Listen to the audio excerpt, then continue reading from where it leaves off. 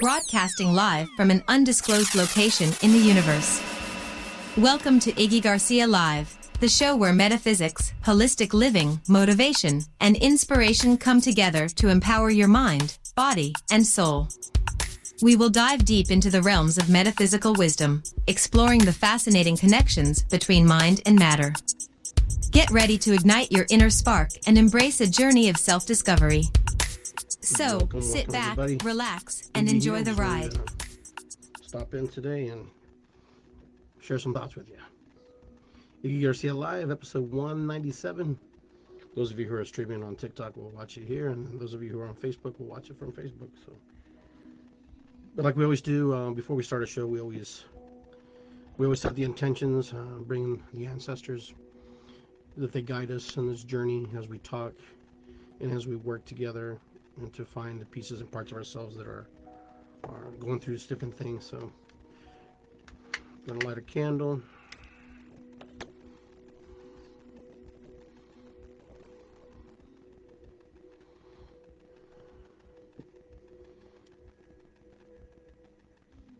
Let's burn the sage, sacred white sage, ceremonial sage. So we're gonna be in ceremony.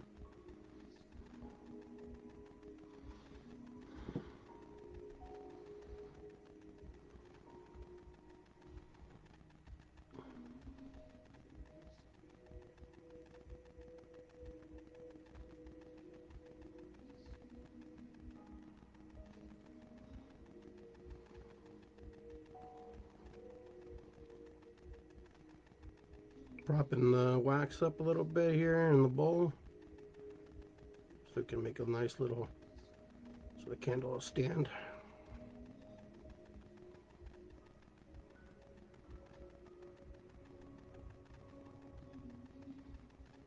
There we go.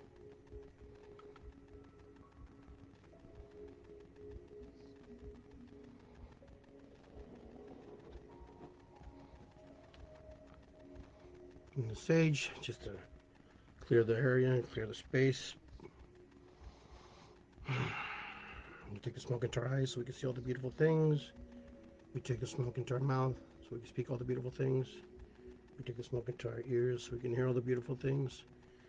We take the smoke into our heart, into our spirit and soul, so we get one with all the beautiful things in the universe. Giving thanks.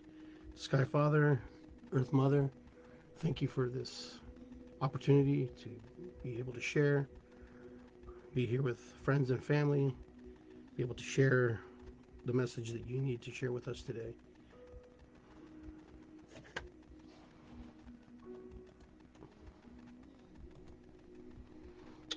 With that, Irisikwi, Patakuyasin. Irisikwi is a Quechua word meaning gratitude, giving thanks. For those of you who don't know me, who've not been on this show before, I am from Peru, South America. I studied Peruvian shamanism, still studying shamanism, because you never stop learning. And through the work I do, I've been doing this for 30 some years. I don't necessarily broadcast it and put it out in the world, but I do my work very quietly, very diligently, without too much hassle. I go out into the world and I drum, I sing, I dance, and I present myself as a human being here, being able to share the gifts that were shared with me by my ancestors, giving thanks to my mom, my dad, for all the work that they put into creating me as a human being. And so today I hope to accomplish is to be able to talk about a little bit about healthy limits and boundaries, and being in the work we do. This is a metaphysical, this is holistic work, so the work that we do is touching people's hearts, spirits, and souls, and bringing back the pieces and parts that have been compromised, and those parts that have been lost through trauma, and lost through, self-inflicted wounds, things that have been inflicted by others. The whole thing is, we're here because we're on this journey called life, and this journey that we call life is many, many, many branches and many roads and many entanglements and many visits with others and many discarding of friendships and relationships with ourselves and with others that we've met. The illusion is that we are here to suffer. That is not true. The story is not about coming back and trying to get it right. The story is about coming back and to learn from the journey. And from that journey, we learn the pieces and parts that we still have to work on. Now, some of us will come back, some of us won't. Some of us will decide to say, you know what, I've had enough. This is fine. I've given all I can give. And, and that's perfect. That's perfectly fine. But for those who make that commitment to return and to share, we do. So there's a lot of confusion about shamanism. Shamanism is a broad word. It's a word. It's kind of saying doctor. But when you look into the realm of being a doctor or healer or whatever, in my country we call them curanderos, which means healer. And so healer or doctor just means just a broad brushstroke. But when you go to Western medicine, for example, when you ask somebody what they do for a living, they say they're a doctor. You have to say, well, what kind of doctor are you? And they say, well, I'm a foot doctor. Or I am, let's see, heart surgeon, or, but you're a doctor. In the metaphysical realms, in the communities that we work in, those of us who are connected, it's the same way. You can't put a label on somebody because they give you a broad stroke and say, well, I'm a shaman. Well, you know what? That's very broad. There's all kinds of shamanism. There's all kinds of cultures. There's all kinds of beliefs. There's all kinds of indoctrinations to the word. And some people don't use shamans. They use the word alchemist. They use the word healer. They use the word, nothing. Sometimes they don't use anything. They just are. The illusion is, everybody paints a picture in their mind how they project upon what that word means. And that word is very triggering. Excuse me, for some people. It's triggering because they conjure up the Hollywood version or the comic book version of what this person or these people look like. You don't even know who a shaman is. A shaman could be walking down the street. You wouldn't even know. You wouldn't even know. You wouldn't even know. But the thing is, when the smoke comes, the shamans appear. And the students will appear as well. So that's how we know. So you have your Siberian shamans. You have your African shamans. You have your Peruvian shamans. You have your North American shamans. Yes, we have shamans here in the United States. For every land has people who work and forage and learn from Mother Earth. There are so many people who put down other people because of their type of shamanism versus, well, I learned from this person, that person. When we start judging people for who they are and where they come from and what they've learned, there are specific people. There are shamans in my country who work specifically with ayahuasca plant medicine, and they're good at it. And there are people in my country who don't work with the plant medicine. They work with the healing components. There are people who in my country don't even use the castings of spells and indoctrinating and stuff. They just do good medicine work. So, I want to lay that to rest because, there's a lot of people who really want to do this work and they get judged because, oh, where did you get your, shamanism doesn't work like that, my friends. It doesn't work like that. Oh, where did you get your degree in shamanism? Well, I went to the jungle for about 6 months and got buried neck deep, mask on my face, and the ants came and eat me. So that's my point. My point is, when someone says they're a shaman, fine, leave it. You can always decide what type of shaman. What type of shaman are you? What type of healer are you? When you say the word Reiki practitioner, what does that mean? What does massage therapist mean? What does a Wiccan mean? What does that mean? It's the ideology and the idea that's embedded in our head about what that means. There are some shamans who I know who don't even do ceremony. They just talk and they share through the healing voice of their mouth and the healing voice of their touch. And that's all they do. They don't do anything else. So, but most shamans do, and when in shamanism, we go very deep into the emotional beds of people's hurts and feelings and emotions. Go deep down inside. Why? Because that's where it's at. That's where the trauma's stuck. That's where it's all in there. So when people tell me they're shamans, I embrace that and I trust that. And then they will tell me what kind of shaman they are over the course of the work they do. There are people who use plants. There are people, so I think someone on Facebook said oils. So there's just all kinds of types of healers. The healing modalities of the world are beautiful. Now, I'm going to say this, some healers may be more knowledgeable than others, and I don't want to say they're better or worse. There are just some people who have more experience and have more touch and more faith and concentration on how they, work through their medicine. All people are medicine workers. All people. Because there's nobody here I know who's not tried to heal themselves, who's not tried to work on themselves to do better, to heal the emotional components of themselves. All healing is self-healing, but the self-healing comes into play when you take the steps. When you take those steps to work on the inside, inner parts of you, your inner child parts, your inner stroked, uh, traumatic, stifled pieces and parts, because they're there.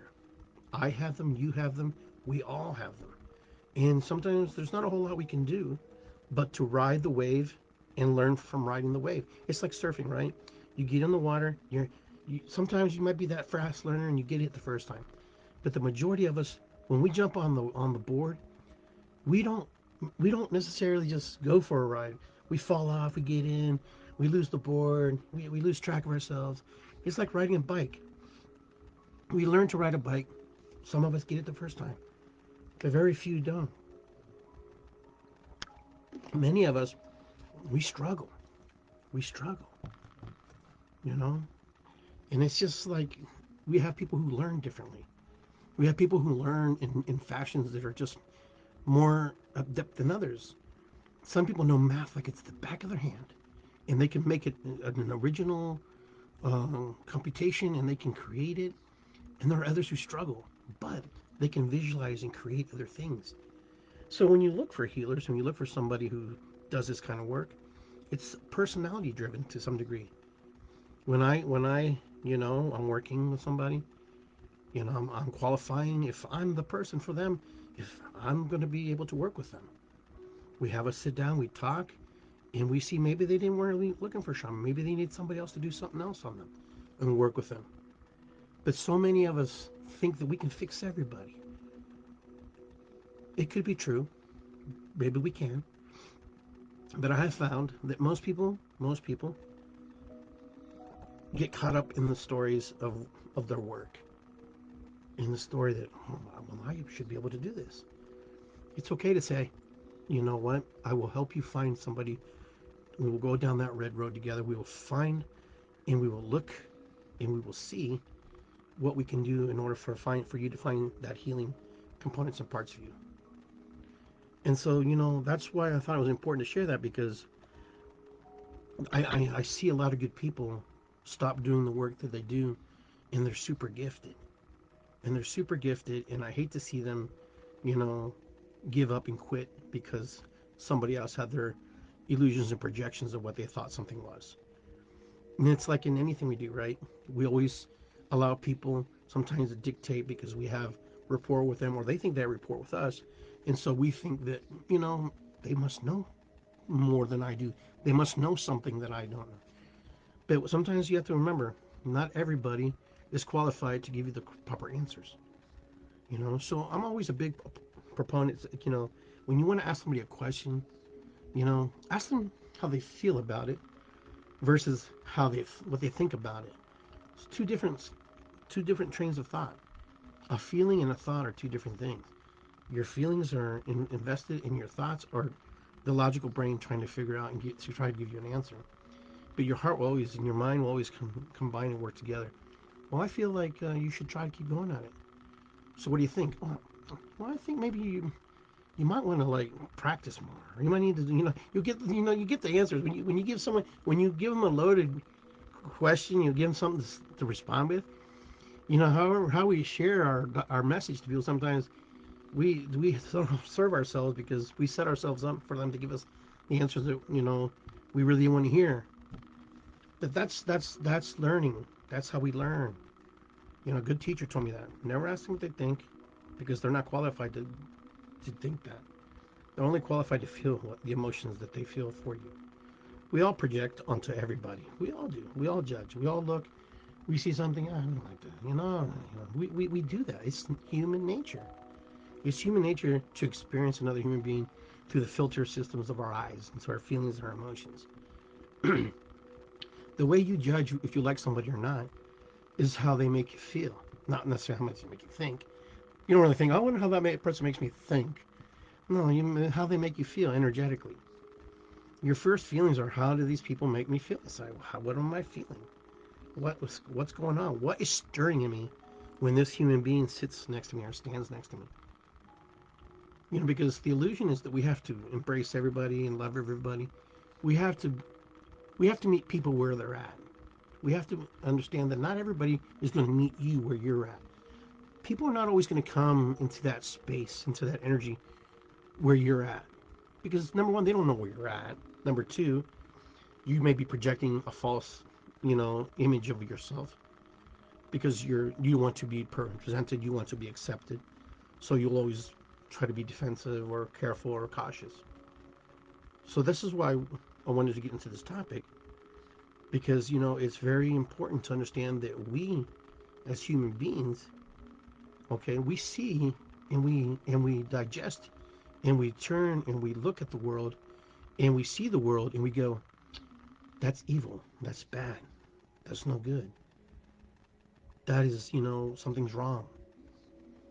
Why? Because because we've set standards and rules and ideologies that we are going to follow a certain pattern of behavior. We're going to follow this pattern of behavior, meaning that we will not allow these kind of things to happen, or we will defend these things from not happening, because that's what humans do. Humans try to protect their intersanctum of themselves and the intersanctum of the people around them that they care about. You defend your friends and your family as to the best of your ability. You protect them even to a fault sometimes. And sometimes, it doesn't reciprocate back to you. And this is when these emotions and these feelings draw up. I've given everything to my family, and my family doesn't see me that way. Why? It's because you're putting expectations on people who don't have the same thinking you do. Because if you're in the shamanic realms of thinking, or the holistic or metaphysical modalities of thinking, and your family is not, your spouse or your brothers, your sister, you can't. They're going to only accept you as far as they know you, as far as they have engaged you throughout their lives. They remember, oh yeah, I remember Iggy when he was Nacho. I remember Iggy when he was Ignacio. We will always remember people from the vantage points of how we experience them. We can only experience other people's feelings and emotions that are projected onto us, or we project onto them. It's all projections. This person makes me feel good. Why does that person make you feel good?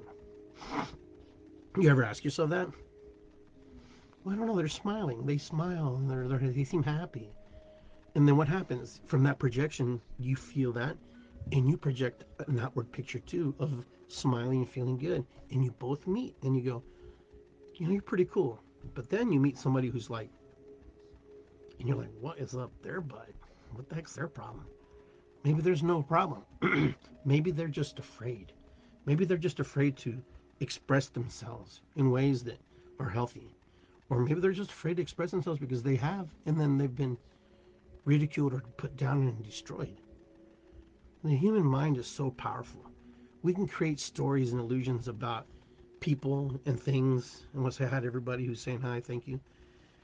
We can create these stories about what we think we are and how we think we're engaging, and it can become very real. It can become very real. The world of our mind, it can become super real, and when you think about it, there's 7.5 billion people on this planet, almost 8 billion, pretty close to 8 billion. That's 8 billion thoughts. Take a minute to think about that. You have, we're just going to go with 8 billion. There's 8 billion human beings, and there's more than that who weren't born. But you have 8 billion thoughts and 8 billion ideologies and beliefs in fractions and moments and things that happen constantly, every single nanosecond. Every thought, there's a thought projecting into the world, into the universe. We're all creating. You're not the only one creating. The illusion is, I'm creating. Well, yeah, I'm creating this great world that I live in this house, this cave that I've created for myself with people who I care about, who I've met along the way. But when you think about it, we're a small fraction of a big pie, a drop in the ocean. Just a drop. It ripples out and spreads out and keeps spreading out and spreading out until it spreads back in. So we are pieces and parts of the whole. So, like they say, we're a creator experiencing the world in pieces and parts, in splinters, and little pieces, and little parts of us. So I saw this picture today. It was a dandelion, and it said the sun. I was like, that's pretty cool. And then it turns into a little fuzzy ball, and it said the moon. And then when the wind catches it and spreads the seeds, it's the stars, star seeds. So everything in the universe, everything that we know is living, or we perceive as living, has a high calling to do what it's supposed to do. The dandelion knows it lives for a short period of time, but it comes out, it grows, and then it becomes that big fuzzy ball of seeds, and then those seeds get propelled out to the universe, and then the shaft dies, and then it goes back into the ground and fertilizes the earth where it ends, and it'll come back again next year.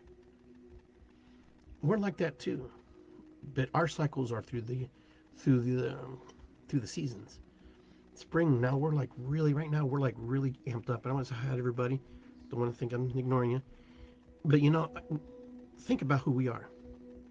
When spring comes, we get really excited. We get really energized. We get really in a powerful place. Our feelings, our emotions, and everything is just in good rhythm, and we're really happy. When the sun's shining, we've had a lot of sun here in Columbus, Ohio. We haven't had much rain. We're going to get some rain tomorrow. But you know what? If it rains a few days, we're good. If it goes beyond a few days, it starts to affect our feelings and our emotions.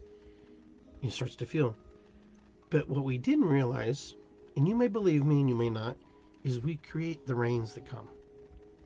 In the conscious group, the conscious collective says, it's pretty hot and my plants need some rain. Because that's how the ancestors used to pray. They didn't say, they just said, we need rain. Rain, come. And it was just like that. It was that simple. We complicate things. And we're playing or dancing, but that happens. And then we create machines that create clouds and it makes rain. But the cool thing about it is we are in connection. We're disconnected and not connected to Mother Earth all at the same time.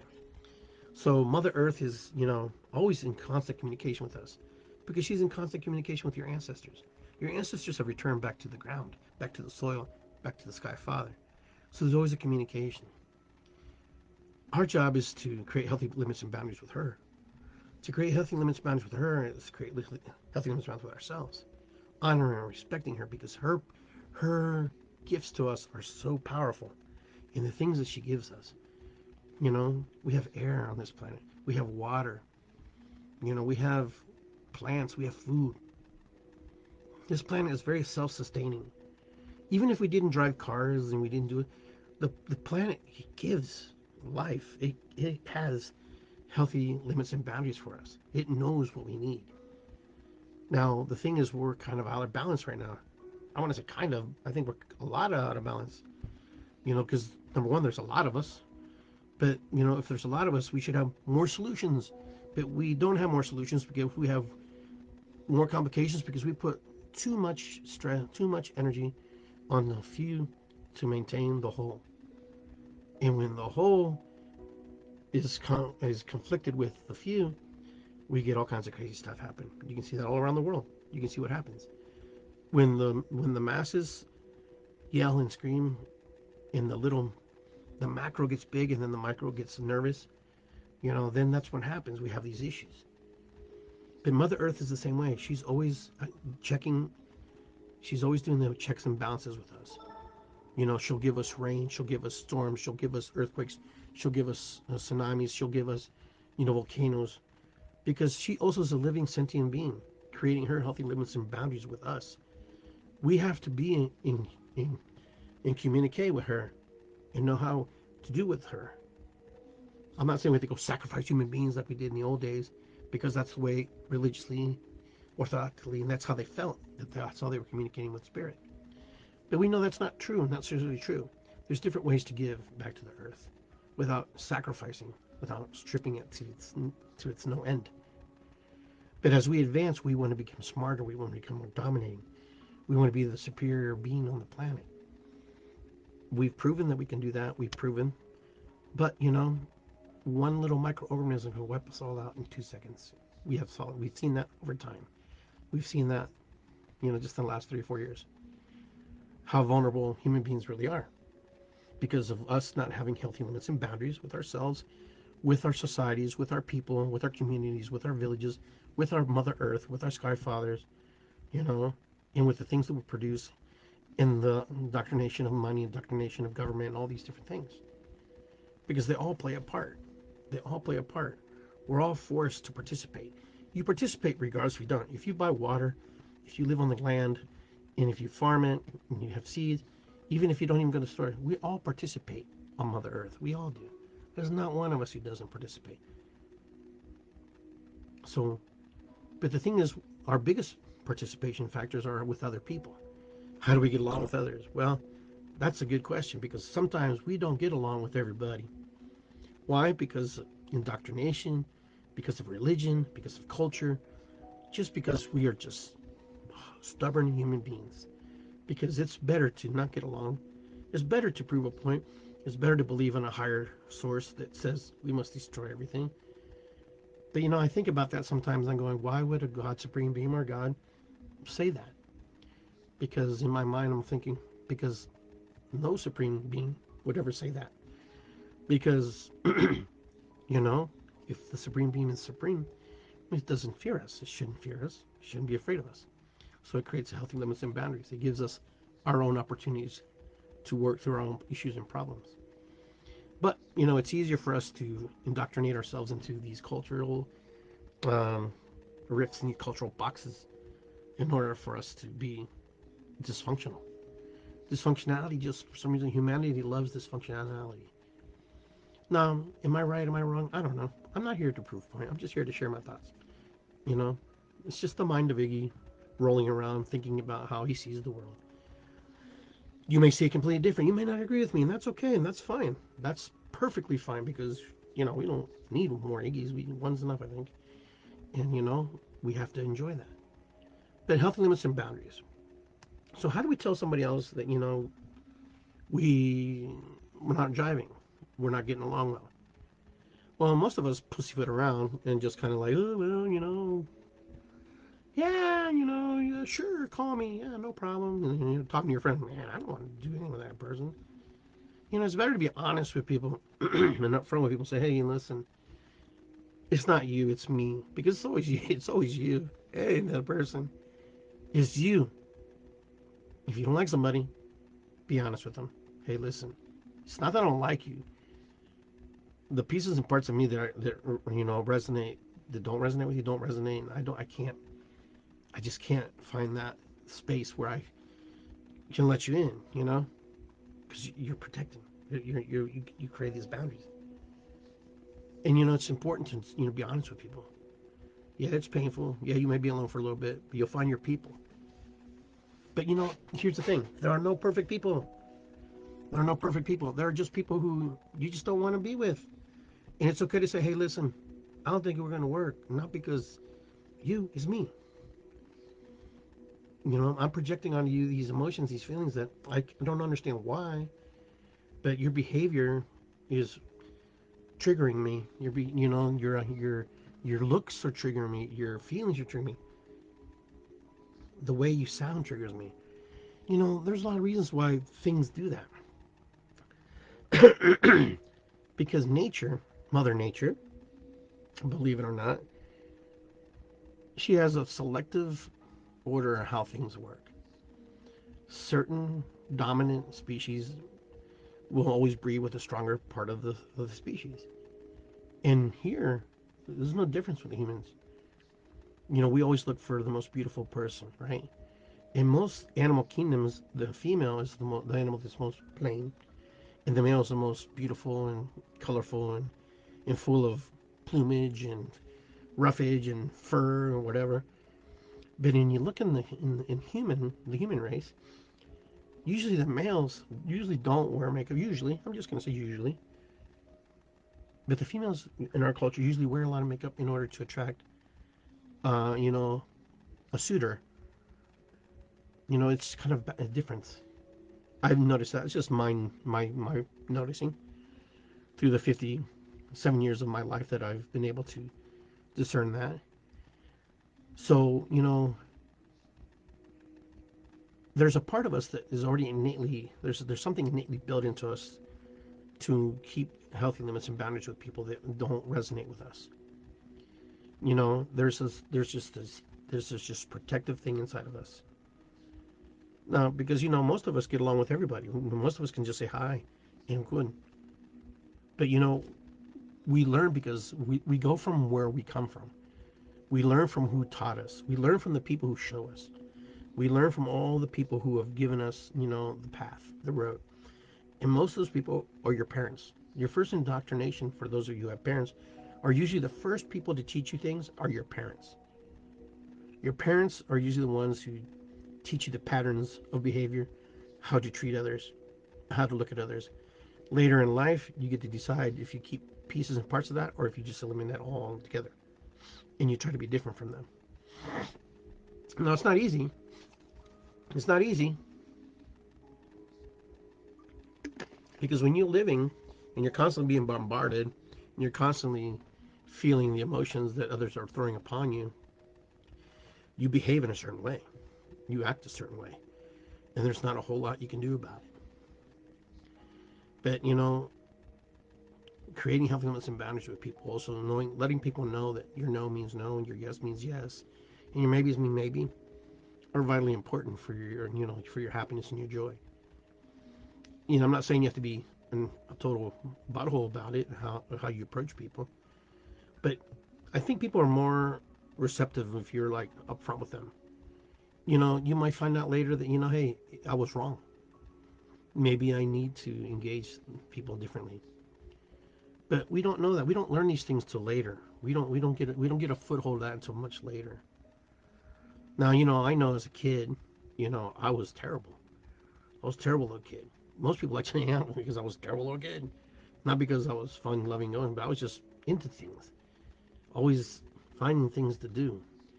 Finding things to venture into places and let's see if we live or die, Trust me. When I tell these stories, it's a true story. These are stories. I really pushed the gamut as a child, because I had faith that nothing was going to happen to me. And sometimes it played out, sometimes it didn't. But anyways, but I know that there have been situations in my life where I've had people who have crossed the line with me, and and I'm one of those people who kind of give people chances, and I say, hey, you know what, I just see maybe they'll change, and they just keep doing it and doing it. That's on me, right? If I let them do it again. There's a point where you have to be the one that says, listen, I can't be allowing this to happen anymore. We make that decision. It's either earlier or later. It's going to happen. Because people just love to test the waters. We are just that way. We love to test the waters. So how do you know if you're having good relationships with people? Well, when you have a friend and you call them and they don't call you back right away, it should be okay. You shouldn't worry. If they call you a day later, it's fine. If you expect your friend to call you, because see, here's the thing. So many people have their own lives, man. This is what people forget. People have their own lives. People are generally trying to live their own personal life and trying to navigate their own personal life because it's important for them. And it's important for them to navigate those waters and try to figure out who they are. It's not that they don't want to be with you or hang out with you or be with you. It's great when you're all together. My dad told me a very valuable lesson one time. He goes, I told my dad, it's like, I invite my brothers and sisters here and there. I tell them to come. They don't invite me to anything, And, I was making it about, me, because I was like, it was more about me than them, right? And he goes, Hito, it's not that they don't love you. It's not they don't care about you. It's not that you're not in their minds or whatever. They have their own lives. They have their own ideas, their own beliefs, and their own ship to navigate, their own heart to find, their own wounds to heal. And when they find that, maybe, they'll call you. But they know that you're big brother. They understand that. It's not that they don't want to be with you. It's just they are where they need to be. And they just need to be there. And when they're ready to move out of that space, they will. And they may not. But you know what? You live your life. Do the things that are important to you. Meet the people you want to meet. Go out and make yourself presentable. Make sure that when you step out, step out with, that compassion and that love and that vigor that, that people will want to be around. Most of us don't go out in the world and go, oh, I'm mad, or well, maybe there's one or two. I try to embrace the world, how it embraces me. But if I want to embrace the world, and if I want the world to give me back what I'm looking for, then I have to be that also. I have to be love too. I have to be joy. I have to be happy. I have to be in that space. Because if I go out in the sadness, I'll find the sadness. I'll find the people who are sad. I'll find the people who are angry. I'll find that person who resonates with me and wants to be destructive. I'll find all those people. They will find me. Like energies attract. Because that's how it is. Those like energies will find each other. And when you look at your life, ask yourself, look at your life. Look at your life. Who's in your life? What people are in your life? When you are you able to call somebody when you lock your keys in your door of your car and you can't get in, and your phone's in there too, and you have to borrow someone's phone to call your friend, and hopefully you remember their number because it's programmed on your phone, and they show up and they bring your keys from your house? Those are friends.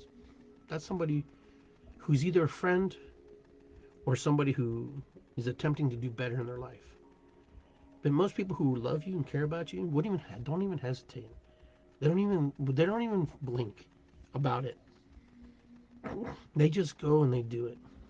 They become your advocate. They support you. Are you like that? Would you do that? Let me know in the comments if you would do that for your friends. Would you step in and help somebody if they called you? There's so many people who right now are hurting.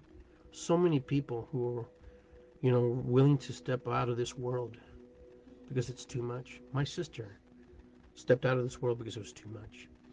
Was I there for her? I tried to be. I tried to be present for her. I know in the end she had to make her final decision for herself. But I know one thing. I wish I knew more what I could have done, but it's the what if syndrome. It's the what if story. All I know is that I have some moments with her and I had some peace knowing that. And last week, for the first time since she died 2 years ago, I cried for the first time. Because I'll tell you, I was very angry with her for taking her life. I was very disappointed. I don't know. It was all about me. It was all about my story. How, I projected onto her all the anger things because she had the courage to do something that was very painful to her, and I wouldn't be able to do that. And I don't know. I felt like I didn't feel worthy of her, that I could help her. And you know what? And when I came to that point, it took that long time to understand and tell her I love her and I care about her, and then I miss her. I even got COVID after that 2 years ago when after she died. My immune system dropped. I was grieving her in ways that were unhealthy, that I hurt my own body in the sense of getting sick and my immune system dropping. And then the following year of her death, it's just her son kills himself. You talk about just not understanding. It was really sad because before that my mom died, then my dad died, I lost significant people in my life, people who were anchors, especially my parents. And I have to create new anchors. I have to create new relationships, new people who fill those voids in a good, positive way, of course. And so, those healthy limits and boundaries that I created about my family and how to keep them over there versus in here, it didn't always help me. So your boundaries have to be flexible, and your limits have to be able to move to, be able to adjust, because people do change, people do become different, people do open up, and that's a big important thing. But anyways, there's just a lot going on right now in the world. There's a lot happening right now. There's a lot happening that we as human beings struggle to understand, because we don't have any reference point to it. We don't have anything to say, hey, And when I mean reference point, I'm talking about physical pieces and parts of us that understand. Because everything seems TV-like. Everything seems movie-like. We watch TV, we watch the movies, and it feels like that. It doesn't feel sustainably real. And so sometimes our illusions of what we see and what we create, are different. And here's the thing. Even though you see injustice and you see things that maybe you think are not good, there will be another person who sees it differently. Because that is just the way we are. Is it right? Is it wrong? That would be me judging. If you see the world as difficult and, destructive, then you're going to find that. It's there, regardless if you're looking for it or not. But it just amplifies more, and it draws you in. And, if you see the beauty in the world, it draws you in too. But what happens is, those who are angry and frustrated, they see the anger in the world, and they discount, they get mean to some of the people who see the beauty in the world. Because they say, how can you be so happy and joyful when the world is just a fuckery? Well, I understand that it's a mess, but it doesn't mean I have to be a mess with it. It doesn't mean I have to flow down the river with it. I understand that there's problems. I understand that the world's a mess. I know that there's things happening. That's why I'm creating healthy limits and boundaries about the feelings and the emotions that I put into things. What's my limit? What's my boundary? When I see something that I don't think is fair, or when I see something where I think it's great, some people see one thing beautiful one way, and then another group sees it as not so good, or a stifling tool for others. It's just, this is the thing about humanity. We're just able to do and decipher and tailor and make things to our liking or disliking very quickly and very fast. Yeah, I mean, that's what we do. Human beings are notoriously good at that. We're notoriously good at creating our own worlds, and then hope that other people see our world. Do you see my world? Do you see what I've created? This magical oasis of beauty and love. Sure, I see it, but I don't feel it. There's a difference. That's that thinking part, remember? Sure, I can see that you created this beautiful menagerie of collective people, and they're all working together to do things. But it doesn't mean that I have to be part of it. It doesn't mean that I'm going to be part of it. Or it means I'm going to be part of it. I want to be part of it. The biggest problem for a lot of people is when they align themselves with things, they feel like they're giving up a part of themselves. Some people are wholeheartedly ready to do that and like, okay, I'm in, I'll do whatever it takes. But there's another group of people like, if I'm in there, I don't want to give up the pieces and parts of myself in order for this to be successful or to do whatever it needs to do. Because we have defense mechanisms inside of our feeling, our emotions, our body. Our stomach is a part of the heart and the brain. All those three are connected. The heart, stomach, and brain, all connected. We're constantly dancing like this, going that heart energy, stomach energy. Some people say your stomach is just another brain. It just does different things. In our brain, we only use so much percentage of our brain that if we used the whole capacity of our brain, we would be completely different. We would probably not have the feelings and emotions, or we may have gigantic feelings and emotions. I don't know. No one's been there that I'm aware of. I have a class. I taught a class one time about plant medicines, and I was talking to somebody. I was telling them. I said, "Listen, why do you take plant medicine? Because there's boundaries with that. There's limits with that." And they go, "Oh, well, I wanna be able to channel, blah blah blah." And I said, there have been great monks, there have been great shamans who never use plant medicine and have been able to obtain that which you're trying to obtain. It takes longer. It's a little bit faster. When you get there, it's faster, but it takes a while. It takes a moment. I said, because when you take plant medicine, you're hitching a ride on the plant's essence, that plant. Because what happens is, here's what happens. You're in their world when you take plant medicine. In your brain, in the capacity of your body, in whatever you are, has a hard time keeping up. Like when you're on acid, or if you're on mushrooms or ayahuasca, there's a lot happening. There's a lot going on. Who says trees can't move? Who says plants can't move? Who says mushrooms can't move? They move in a completely different, unorthodox way that you couldn't even move or travel. And when they allow you to come inside and you get to see their world and be part of the world, and it opens up your mind to see what they see and how you possibly could live. Could you imagine living like that every single day?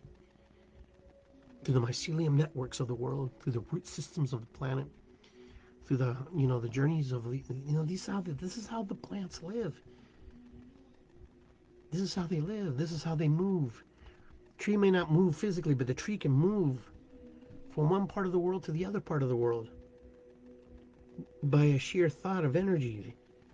A sheer thought, trees can give off certain types of pheromones to keep bugs away, to change environments. The rainforest itself that's why they call it rainforest, because it can create its own ecosystem.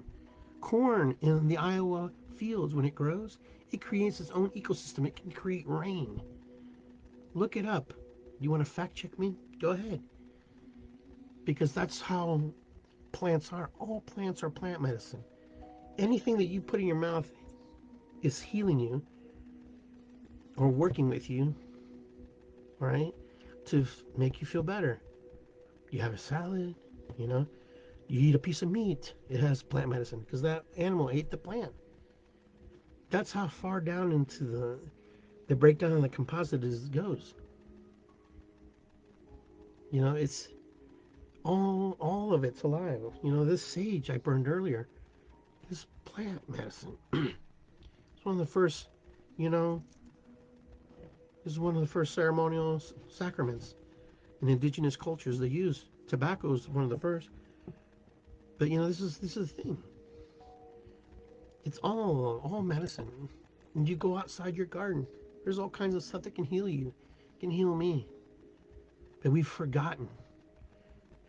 We've forgotten how to do that. Some of us, the majority of us.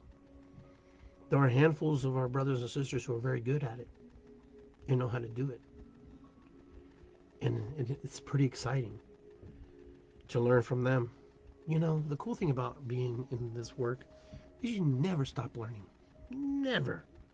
You never reach an obtainable point. There are no certificates on my wall, and I give no certificates to my students.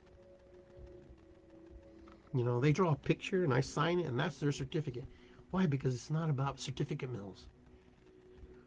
Shamanism is living the life, living the way, being on the path, floating through the path, doing the things you're supposed to do, being right with nature, being right with others, being right with yourself. When we're not right with ourselves, we sometimes take it out on other people. directly, indirectly, it doesn't matter. We do. When we're angry, we say some choice words sometimes to people we love and care about, thinking that they're going to forget. No, they don't forget. They never forget. It just becomes part of the memory bank. Deep down in the subconscious, it goes in there. I tell you, folks, you have to be on it. You have to be like understanding that, it's super, super important when we create healthy limits boundaries for ourselves, because those boundaries have to be flexible too. There's so many of us that we create boundaries that we just keep everybody out. And then we find ourselves alone. Then we wonder, why isn't my life better? Why isn't my life blah, blah, blah, blah.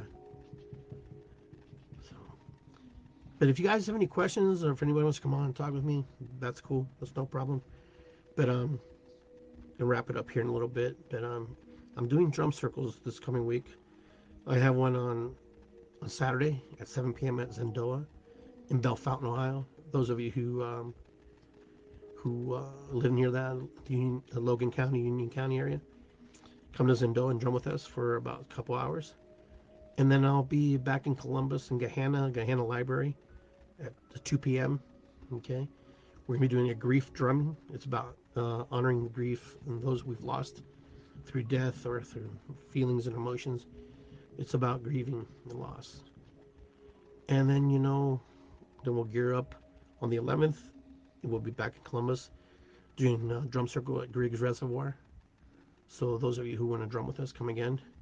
So if you go to iggygarcia.com, you can go to the events, hit the events, and you can see all the drummings that I'll be doing and all the events that I'll be doing and where I'll be.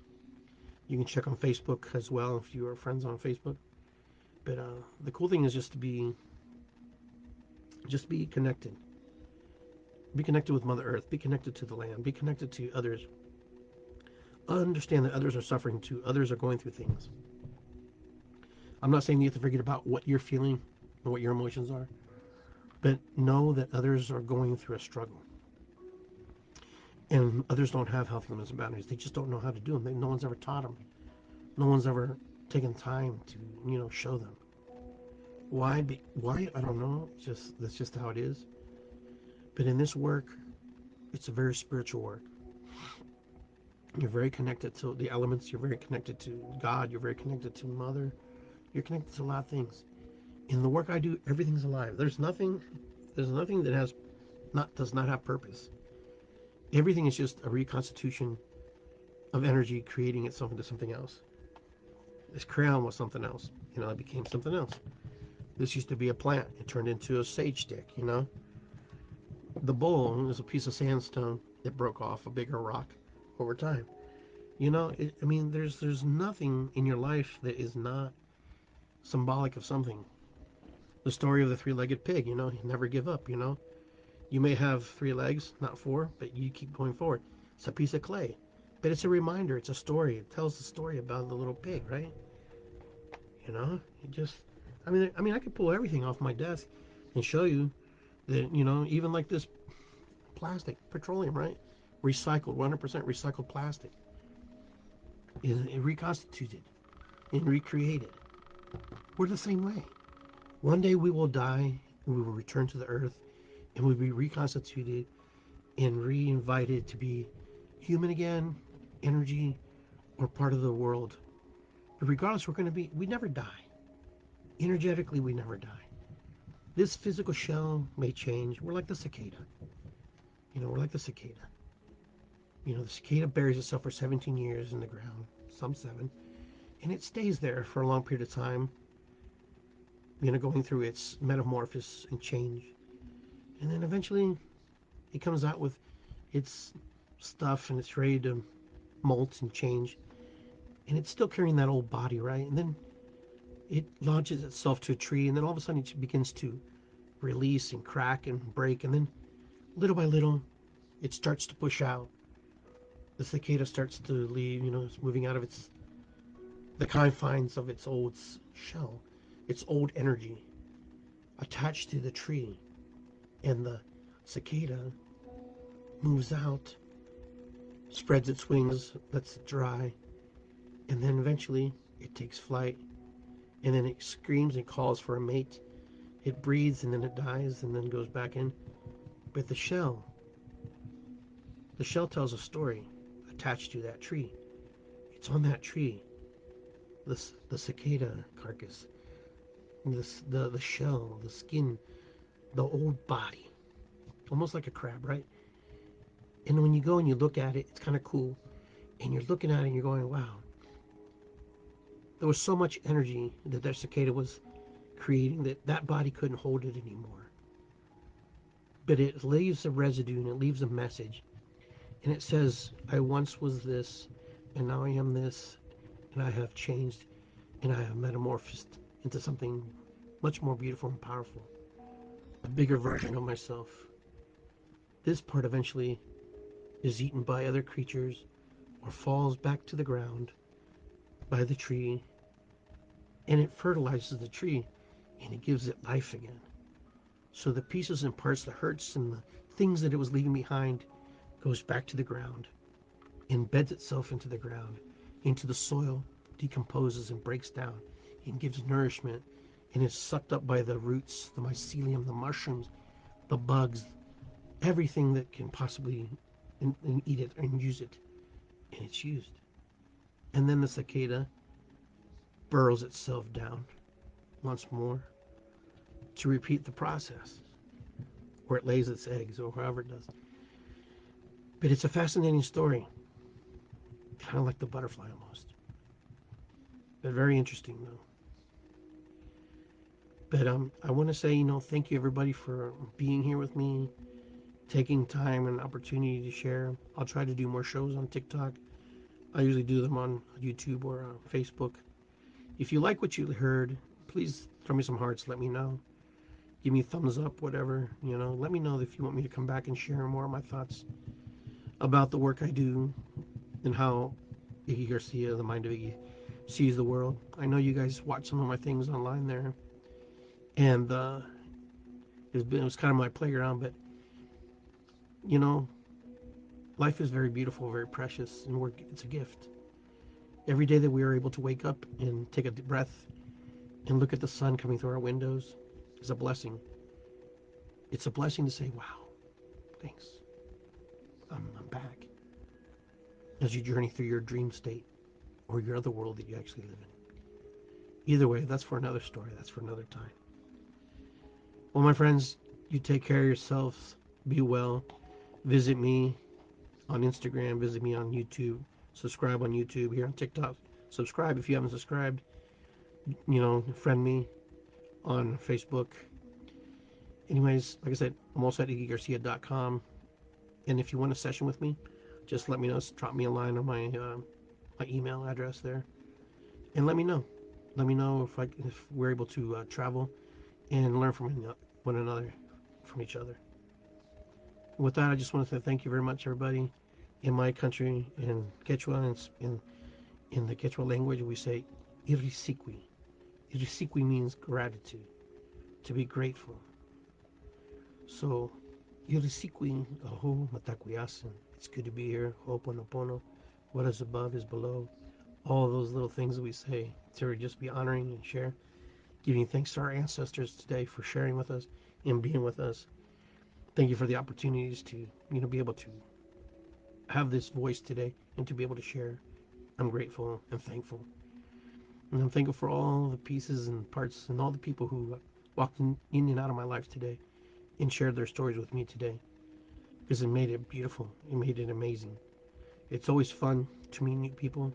It's always fun to listen to the stories that people have to share about themselves and how they perceive you and how you perceive them. Because this is what we do.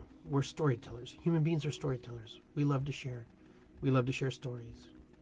We like to share about ourselves, or about our grandkids, about our children, about our significant other, about people who are important to us, people who love us. So be well, take care, and I will see you guys next time. And hopefully you can come to one of my drum circles this weekend. If not, it's okay. I will see you next time. Be well, friends, and see you soon. And like I always say, it's good to be here. That's what we say in the drum circles. Never forget, it's good to be here.